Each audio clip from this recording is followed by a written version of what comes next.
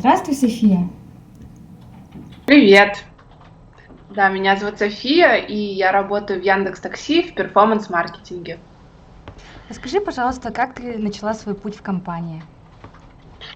Наверное, стоит начать с того, что я училась в высшей школе экономики, а на факультете менеджмента у меня направление было международный бизнес, а потом в магистратуре я пошла на маркетинговые коммуникации.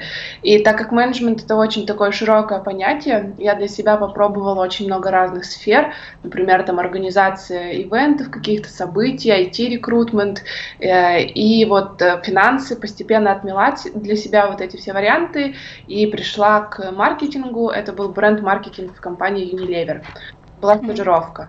И тогда я поняла, что маркетинг мне очень близок, потому что там такая хорошая комбинация креатива и цифр, стратегии какой-то.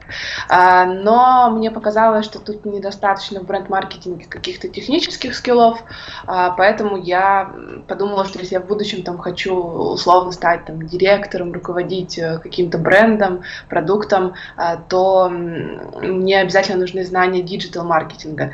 И тогда я пошла на стажировку в агентство, потому что, как известно, агентство — это очень такой, ну, особенно для маркетологов, быстрый путь получить какой-то опыт, потому что у тебя очень много разных клиентов. Там поработала в диджитал-планинге, и вот сейчас потом перешла на стажировку в Яндекс.Музыку. Работала там где-то около года, и потом меня взяли в штат уже, но в Яндекс.Такси.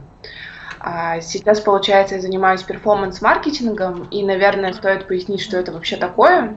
Мгм. В отличие от стандартного, известного всем бренд-маркетинга, это то, что мы можем померить, посчитать. Мы можем четко сказать, во сколько нам обошелся тот или иной клиент, с какого рекламного канала он к нам пришел. Например, вот сейчас в мои обязанности входит привлечение пользователей в мобильное приложение Яндекс.Такси. Ну и также у нас есть страны дальнего зарубежья, они находятся под брендом Янго. То Мгм. есть сейчас у меня как бы в ответственности 16 стран. Это все страны присутствия, кроме России. И еще я также занимаюсь привлечением водителей. Например, рекламные каналы, ну, вот, в которых я работаю, это Facebook, там, Google, TikTok, Snapchat. В России, если брать, то это Директ, MyTarget, это где ВКонтакте реклама и в Одноклассниках. И также CPI-сетки — это реклама в мобильных приложениях. Ну вот когда там играете, видео там всплывает дурацкое, раздражающее, вот это Мгм. вот оно. Ну и основная цель в перформанс-маркетинге в целом, наверное, даже вот не именно в такси, это как привлечь как можно больше пользователей за меньшую стоимость целевого действия. А какие вообще специалисты наиболее необходимы в компании Яндекс? Ну, вообще, на самом деле у Яндекса есть такой слоган, возможно, вы слышали, что найдется все. И вот в плане специалистов действительно очень тоже большой разброс, вариативность, нужны все. Там дизайнеры, копирайтеры, финансисты, казалось бы, даже да, вот такие нетехнические специальности, маркетологи, продуктологи, но особый спрос вот на аналитиков и разработчиков всегда был, есть и будет, потому что разработчики создают те продукты, которыми потом мы все пользуемся, и без них вот никак. Я в Мгм. свое время думала, что если я вот не технарь, не разработчик, то мне будет сложно попасть в Яндекс, или вообще туда не попаду, но оказалось, что все возможно. А как стать частью вашей команды? Какой алгоритм есть у абитуриентов? Для того, чтобы попасть в компанию, на самом деле есть несколько путей. Самый простой — это отслеживать вакансии на сайте HeadHunter, откликаться на них, ну, такой традиционный способ.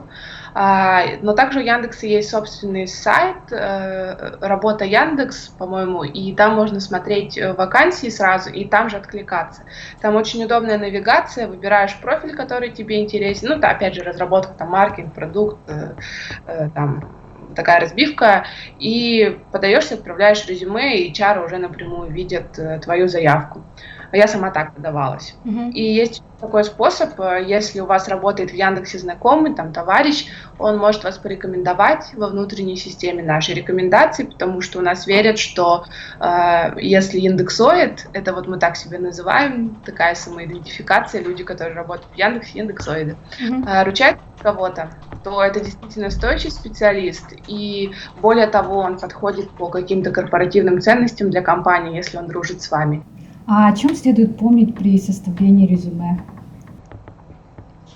Ну вот, наверное, здесь все стандартно, как бы нет каких-то там суперспецифичных рекомендаций для нашей компании, но я могу сказать пару слов от себя, потому что вот на разные места подавалась, и сама, когда HR работала, очень много чего узнала, посмотрела.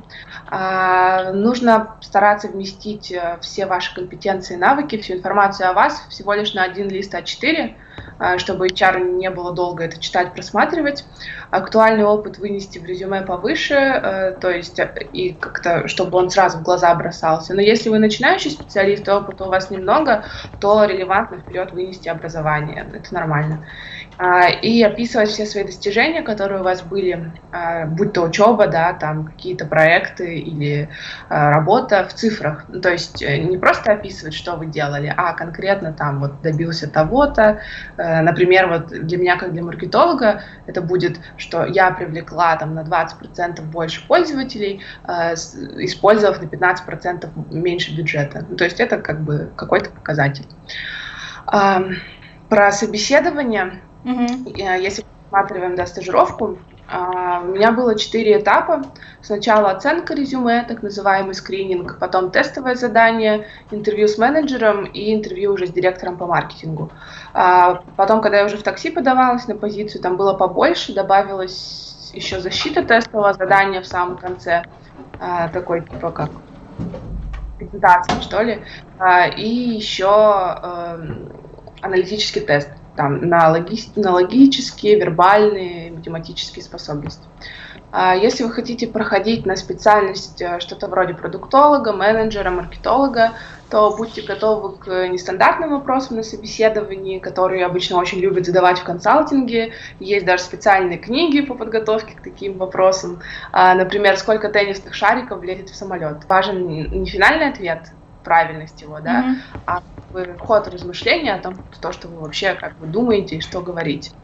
Если техническая специальность, что все-таки больше, да, по Яндексу, там какой-то разработчик-аналитик, то могут попросить во время собеседования прямо написать код на бумажке, например, то есть даже без использования каких-либо технических средств. Ну и вообще всем специальностям, вот это, наверное, специфика Яндекса, по крайней мере, с которыми, ну вот, знакомых тоже обсуждала, у всех было тестовое задание. То есть и у маркетологов, и у разработчиков, домашние которые. И мне кажется, это классная штука, потому что она показывает реальные навыки, опыт человека, где он, то есть, ну, мало ли, да, что он там в резюме написал, где учился, все-таки это также еще дает возможность ребятам не из топовых вузов проявить себя, то есть показать, да, что несмотря на то, что там вот я учился там не в вышке там МГУ, там МФТИ, я умею делать это, и на это будут смотреть первостепеннее, чем на ваше образование. И еще сейчас в условиях удаленки большая часть собеседований проходит в онлайне, и это дает хорошую возможность ребятам из регионов также попробоваться. Допустим, собеседование мы прошли хорошо, а как проходят стажировки? Там вообще такой механизм, что, ну, наверное, про длину, да, расскажу.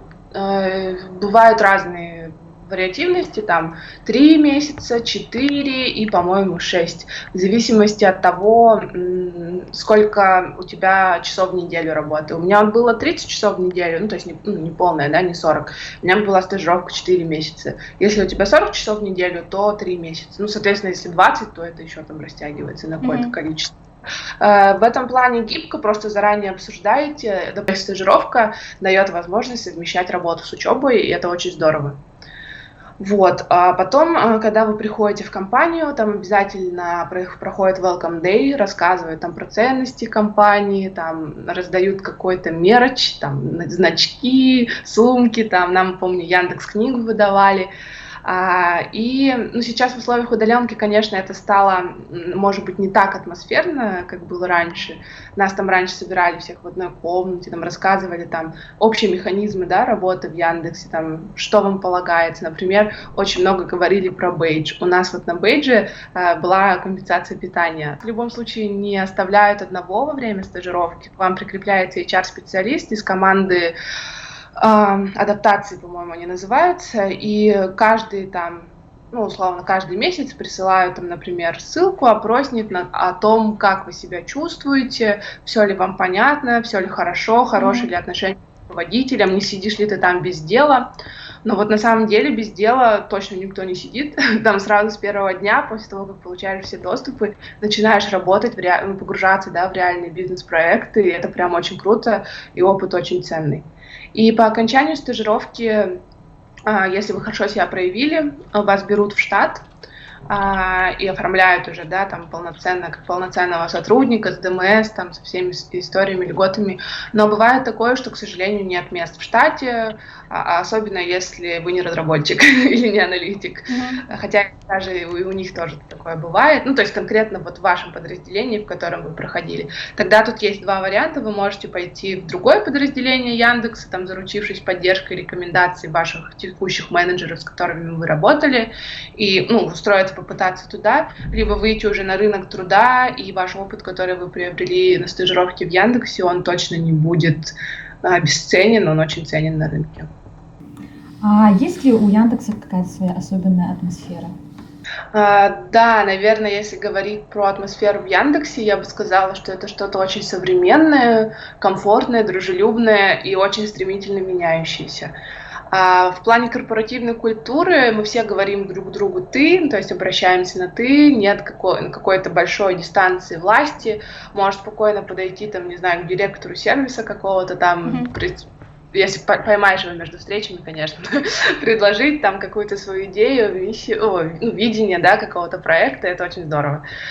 И не чувствуешь дискомфорта какого-то при этом. Но еще постоянно все что-то придумывают, куда-то мчаться, и постоянные дедлайны какие-то, это тоже надо понимать. То есть работать вы будете много, это точно, но зато с удовольствием. Я знаю, что вот если говорить о сотрудничестве со школами, институтами, у Яндекса есть свои какие-то школы. Можешь рассказать о них подробнее? Из сотрудничества со школами я знаю, что есть Яндекс.Лицей, но я подробно про него рассказать не могу, потому что не сталкивалась, да, с ребятами, которые там учились. Об этом можно просто почитать, если будет желание. Там есть отдельный сайт, точно, лендинг, и там все должно быть написано. Могу побольше рассказать про университеты. Есть собственный факультет в НИУ-ВШ, факультет программной инженерии, совместный факультет с Яндексом. И выпускников оттуда очень потом ждут на работе у нас. И еще я знаю, что Яндекс является партнером Всероссийской олимпиады среди студентов «Я профессионал». По-моему, там уже какой-то пятый сезон, четвертый, наверное, сезон идет. Я участвовала в первом и выиграла ее вообще, ну, то есть стала абсолютным победителем по направлению менеджмент. И это дает очень классные возможности, то есть ты можешь на магистратуру, например, участвуя в бакалавриате, получить направление, да, условно, на бюджетное место почти в любой вуз России. Ну, то есть вышку, по крайней мере, точно, там какие-то технические направления тоже. И еще дается классный денежный выигрыш. Еще включают в базу там молодых, талантливых там сотрудников, потом тебе всякие работодатели. Вот, и поэтому, да, это тоже шанс такой, тоже можно использовать. И много было у меня тоже знакомых ребят из регионов, которые приезжали вот на эту олимпиаду, и потом действительно благодаря ей перебирались вот в магистратуру, в центральные вузы и находили работу здесь. Вот. И есть еще такая программа, это уже образовательная именно самого Яндекса, школа анализа данных называется, ШАТ. Там готовят мощных аналитиков и вообще всех, кто работает с данными. Вообще это как магистратура, на самом деле, насколько я знаю, там занятия длятся 2 года вечерами, то есть там очные, сейчас в период пандемии, не знаю, наверное, может быть у них онлайн это проходит тоже. Отбор туда очень непростой, наверное, практически такой же, как там, вот на стажировку, да, или в штат. Еще есть школа менеджеров Яндекса, так называемая ШМЯ, и там готовят продуктов с недавних пор и маркетологов. И преимущество вот этих обеих программ в том, что после окончания вас берут либо на стажировку, либо в штат с очень большой вероятностью. А какие книги по маркетингу или курсы специальные существуют, по которым можно было бы подготовиться? Основу маркетинга такого стратегического, классического — это Филипп Котлер. Там теория, ключевые принципы, на чем все строится. Правда, многие считают, что он уже устарел немного, но вот я сколько книг там читала, сталкивалась, критика там разная есть, да, но все равно основные принципы вот здесь. Если вы хотите как бы двигаться в этом направлении, то стоит изучить. Еще интересную книгу я читала, называется «Маркетинговые войны». Ну а если говорить конкретно вот, да, про перформанс-маркетинг, вот, про то, в чем я сейчас работаю, то каких-то книг советовать не могу, потому что это очень молодое, стремительно меняющееся направление, и там вот, ну, только практикой, да, просто приходить, делать руками и самому чему-то учиться из уст в уста, так сказать. Но, например, есть курс, который ведет мой менеджер, и я уверена в том, что вот он настоящий профессионал, и он там очень скрупулезно подбирал вот контент этого курса на платформе Нетология. Называется «Маркетинг мобильных приложений». И вот можно попробовать посмотреть его и понять, да, что из себя представляет эта профессия. И там действительно такие реальные бизнес-кейсы представлены и задачки. Вот. Мгм. А какие советы ты могла бы дать тем людям, которые хотят себя попробовать в IT-сфере? Во-первых, нужно узнать про бизнес, в который хотите попасть, да, потому что у Яндекса, ну, например, очень много бизнес-юнитов, и у других крупных IT-компаний тоже, но бизнес-юнит — это там подразделение, да, условно, там такси, музыка, там, медиасервисы, в Mail наверняка тоже какое-то подобное деление. Надо понять, что из себя это представляет, почему вы именно туда хотите, и также узнать побольше про профессию. Очень хороший способ пообщаться с теми, кто уже работает по этой специальности, чтобы понять, какие навыки и компетенции ценны в данный момент, потому что в IT все очень быстро меняется, и то, что было там актуально год назад, сейчас уже может быть, ну, не так ценно, да, как раньше. И главное не бояться, пробовать и подаваться. Спасибо, София, за то, что нашла время ответить на вопросы для нашего проекта. Спасибо всем большое, что посмотрели этот выпуск. Подписывайтесь на канал в YouTube Smart Библиотеки 203 и подавайтесь в Яндекс. Мы вас очень здесь ждем.